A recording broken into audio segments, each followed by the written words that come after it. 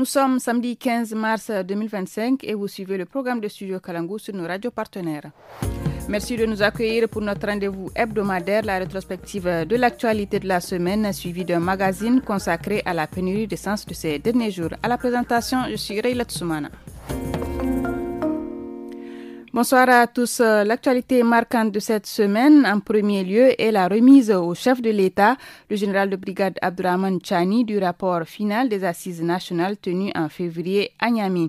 Ce dernier a salué le travail de la commission nationale chargée de ces assises et appelé les Nigériens à œuvrer pour la défense des intérêts du pays. C'est des intérêts du Niger qu'il s'agit.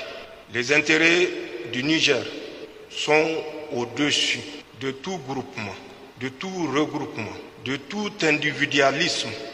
Aucun pays ne s'est développé dans la division. En dehors de la cohésion et de l'esprit constructeur de l'ensemble de ses fils, j'invite l'ensemble du peuple nigérien à apprendre dorénavant à se pardonner. Construisons à travers la difficulté, mais avec un dévouement pour servir notre pays, notre patrie, notre confédération. L'actu, c'est aussi la visite au Niger le 9 mars dernier du président ghanéen John Dramani Mahama. Son objectif était de renforcer la coopération entre les deux pays. Après s'être rendu à Bamako et Niamey, le week-end, il a terminé sa tournée des pays de l'Alliance des États du Sahel à Ouagadougou le lundi. Un autre sujet marquant de la semaine est la pénurie d'essence qui a touché certaines villes du Niger. Nous avons fait un tour de la ville d'Agadez où cette situation provoque un malaise général, comme en témoignent ses habitants. L'impact véritable que nous avons constaté, vraiment, c'est dans les services. Il y a des retards, ça et là. Ça porte atteinte au bon fonctionnement même de certains services. Car il viendra dans son poste de travail en retard. Dans d'autres entreprises, on travaille avec le carburant. Il y a des usines qui travaillent avec le carburant et les groupes électrogènes, tout.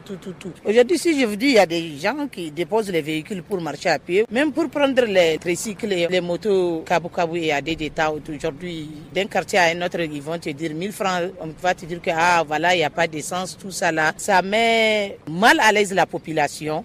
Restons toujours dans le domaine de l'énergie, mais cette fois-ci, nous allons parler de nucléaire. En effet, pour la première fois, un responsable de l'Agence internationale de l'énergie atomique visite le site de la Somaïr à Arlit, l'un des principaux producteurs mondiaux d'uranium. Raphaël Mariano Grossi s'est rendu mercredi à Somaïr pour évaluer les conditions du stockage de l'uranate. Suivez le compte-rendu de la visite avec Mme Fatimata Yaou Kwargom, secrétaire générale du ministère des Mines. Donc nous sommes venus avec la délégation, on a fait le tour de l'extraction à l'usine de traitement au niveau de l'aire de stockage. On leur a donné la comptabilité matière, la production depuis 2023 avec l'arrêt d'exportation, tout ce qui a été produit jour par jour, mois par mois. Donc ils sont partis eux-mêmes vérifier avec toutes les dispositions de conditionnement. On leur a demandé de choisir le conteneur qu'ils veulent qu'on ouvre. On a choisi. Ils ont fait toutes les mesures nécessaires et ils sont vraiment rassurés. C'est de dire qu'on n'a rien à cacher aujourd'hui. Nous sommes dans une dynamique de transparence. On avait décidé d'arrêter l'exportation de l'uranium, mais ça ne veut pas dire que nous sommes en train de bazarder ce produit que nous avons et que nous savons très stratégique. La semaine sur Kalangu se poursuit avec une autre actualité. Dans un communiqué du 7 mars 2025, le Programme alimentaire mondial PAM annonce qu'il suspendra son aide alimentaire et nutritionnelle au Sahel central dès avril faute de financement. Margot Van Der, directrice régionale de PAM pour l'Afrique de l'Ouest et du Centre, alerte sur les conséquences graves d'un manque de réaction de la communauté internationale, rappelant que la sécurité alimentaire est une question de sécurité nationale. Sur le plan sécuritaire, la police routière de Maradi a lancé jeudi une campagne de sensibilisation des élèves du primaire sur le code de la route. L'initiative, selon l'officier Ila Abdoumaman, vise à informer les enfants sur les règles afin de prévenir les accidents. On l'écoute. Le code de la route prévoit déjà l'enseignement du code de la route au niveau du cycle primaire et secondaire. C'est ce qui nous a motivés à sortir afin d'édifier ces scolaires sur certaines manières de traverser le goudron afin d'éviter les risques d'accident à ces élèves. Vous n'êtes pas sans le savoir qu'un enfant de l'école primaire a du mal à appréhender comment aborder la voie. Si vous sortez tôt, vous allez voir un peu partout au niveau des différents établissements des policiers de la circulation en train de régler et d'essayer de traverser les scolaires, surtout les niveaux primaires, afin de éviter des cas d'accident. En sport, le président de la Fédération nigérienne de football, colonel-major Jibrillahi Hamidou, dit Pelé, a été élu membre du conseil de la FIFA. L'élection s'est déroulée le 12 mars lors de la 14e Assemblée générale extraordinaire de la Confédération africaine de football CAF, tenue au Caire, en Égypte. Cette élection marque une étape majeure pour le football national, selon le directeur marketing et communication de la FiniFoot, Siliman Mohamed. Je pense que avoir un frère du Niger dans cette instance constitue une avancée notable, extrêmement importante, qui peut ouvrir beaucoup de voies pour faire entendre la voix du Niger, la voix de l'Afrique dans cette instance décisionnelle qui gouverne le football mondial. Il a quand même une certaine expérience. Toute sa vie, toute sa carrière est dévouée au football. Et au niveau local, tous ces problèmes, il les connaît du bout des doigts parce qu'il y fait face chaque matin que Dieu fait. Il y a cette expérience qu'il va amener au niveau de la FIFA, parce que l'avantage au niveau du conseil, c'est que les gens viennent de tous les horizons. Chacun apporte son expérience. Donc vraiment, si tu apportes ton expérience à toi, tu peux aider à la mise en place de certains programmes qui vont reformer fondamentalement ton football. Pelé a été accueilli hier en grande pompe à son retour à Niamey. Avant de boucler la semaine sur Kalangu, place à présent à la partie magazine.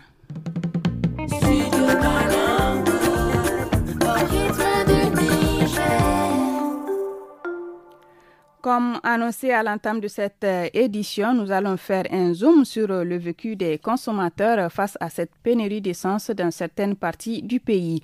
Reportage réalisé par le studio Kalangu, rendu par Alassane Abdou. Une pénurie d'essence s'est progressivement installée dans les stations-service du pays.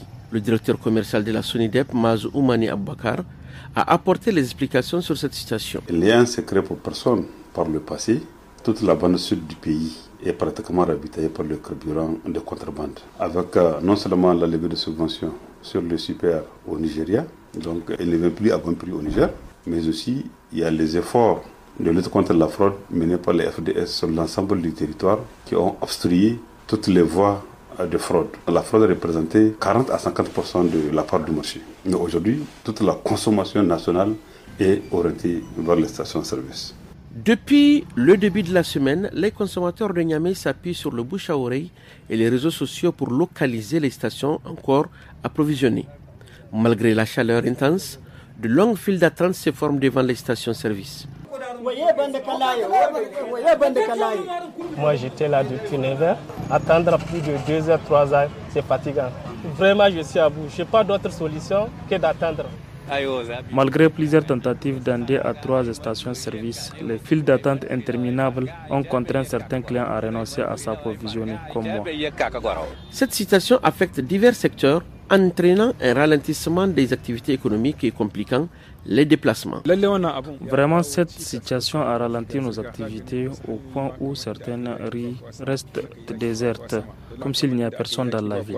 Dans les services, il y a des retards, ça et là. Ça porte atteinte au bon fonctionnement même de certains services, car il viendra dans son poste de travail en retard. Il y a des gens qui déposent les véhicules pour marcher à pied, même pour prendre les tricycles et les motos Kabukabu et Adedeta. Aujourd'hui, d'un quartier à un autre, ils vont te dire 1000 francs. À Niamey, comme à l'intérieur du pays, la pénurie d'essence a entraîné une flambée des prix sur le marché parallèle. Alors que le litre d'essence est officiellement fixé à 499 francs CFA à la pompe, il est revendu entre 1000 francs et 2000 francs CFA selon les témoignages. Dans notre quartier, il y a des gens qui partent prendre l'essence dans les stations. Ils viennent revendre à 1000 francs, 1500 le litre. Il ne faut pas profiter d'une situation difficile pour que toi, tu te permets d'avoir quelque chose. La société nigérienne du pétrole, Sonidep, assure que tous les moyens sont mis en œuvre pour un retour à la normale. On arrivait quand même à juguler ces fléaux, mais aujourd'hui, il y a des contraintes particulières qui ont fait en sorte que l'importation est beaucoup réduite. Donc, malgré tout,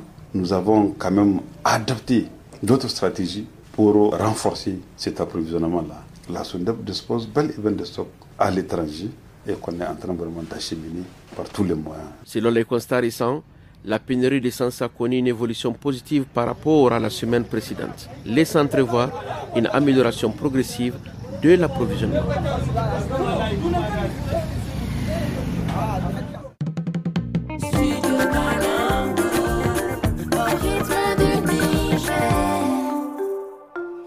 Ainsi s'achève la semaine sur Kalangu. Je laisse place à Tanan Foudé Ahmed pour l'édition en tamashek. Excellent week-end. Studio Kalangu. Suivez les programmes du Studio Kalangu à Filengue sur la radio Mouria Talaka 95.1 MHz, à Saï sur la voie de la Tapoa 99 MHz, à Tawa sur la radio Tambara 107 MHz, à Bouza sur la radio Takarkara 99 MHz, à Madawa sur la radio Zaraounia 102.1 MHz, à Tanout sur la radio Damergou 99 MHz, à Difa sur la radio Amfani 100 MHz, à Menosoroa sur la radio Mangari 95.1 MHz, à Agadez sur la radio Sahara 97 MHz, à Arlit sur la radio Ikokan 95.1 MHz. Studio Kalangu.